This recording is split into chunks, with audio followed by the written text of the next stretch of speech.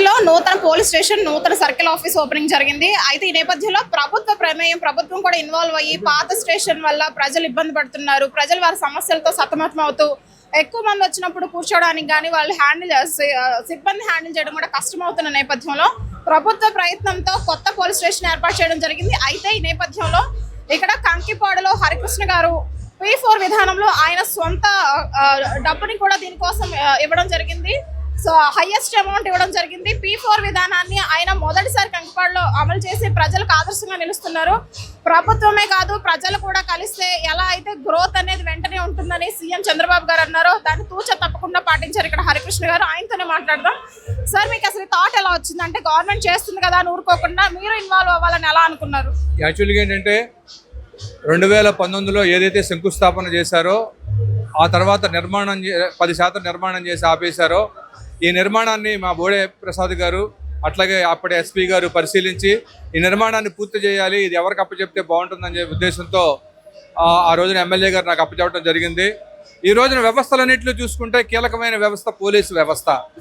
మనం అన్ని డిపార్ట్మెంట్లు చూసుకుంటాం, ఏ డిపార్ట్మెంట్కైనా హాలిడేస్ ఉన్నాయి, కానీ హాలిడే లేని డిపార్ట్మెంటు మరి ఈ పోలీస్ స్టేషన్ భవన నిర్మాణాన్ని మనం పూర్తి చేయాలి.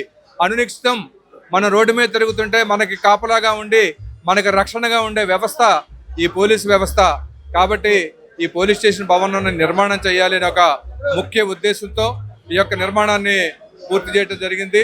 ఈ నిర్మాణంలో దాతలు కానీ, అట్లాగే పోలీసు అధికారులు కానీ, కాంట్రాక్టర్ గారు కానీ, అట్లాగే ఇంజనీరింగ్ సిబ్బంది కానీ, అలాగే అనేక మంది దాతలు కానీ సహకరించడం జరిగింది.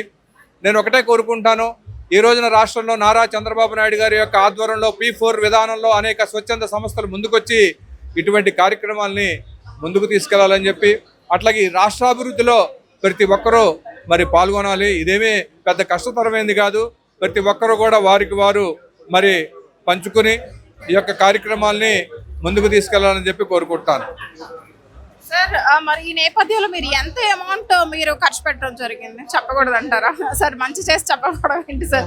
సరే, ఇప్పుడు మీరు మిమ్మల్ని చూసి ఈ సిస్టమ్ బిల్డ్ చేసింది మీరేనా? ఈ స్టేషన్ డెవలప్ అవడానికి ప్రైవేట్ సిస్టమ్ని. అయితే ఈ నేపథ్యంలో వైసీపీ P4ని వేరే తప్పుడు విధానంలో మాట్లాడుతున్నారు, దానికి మీరు ఎలా స్టేట్మెంట్ ఇస్తారు?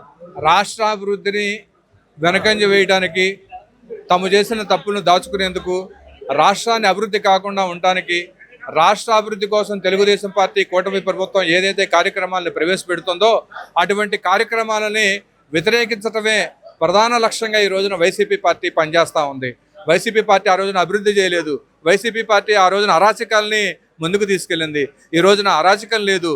మరి ముఖ్యంగా చూస్తే మన పిల్లలు చిన్నారులు గంజాయికి అలవాటు పడి మరి అనేక కుటుంబాలు నాశనం అయిపోయినాయి. కానీ ఈ రోజున గంజాయిని అరికట్టగలిగిన ప్రభుత్వం కూటమి ప్రభుత్వం.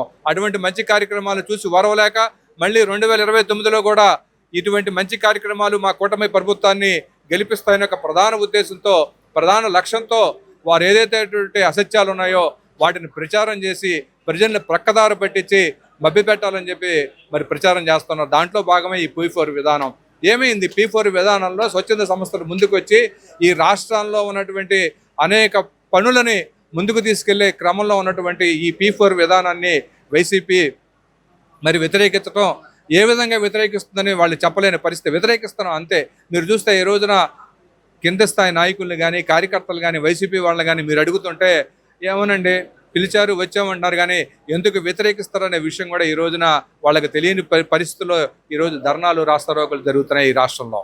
సార్, ఇప్పుడు ప్రజలకు మంచి చేయాలంటే పదవి కావాలంటారా? మీలాగా P4 విధానాన్ని అమలు చేస్తే చాలంట. పదవితో పనే ఉందమ్మా. ఇప్పుడు నేనున్నా, నాకు ఏ పదవి లేదు. ఏ పదవి లేకుండానే మన నియోజకవర్గంలో బోడే ప్రసాద్ గారు చెప్పిన కార్యక్రమాలన్నింటినీ ముందుకు తీసుకెళ్తూ అనేక అభివృద్ధి కార్యక్రమాల్లో పాలు పంచుకోవడం జరుగుతూ ఉంది.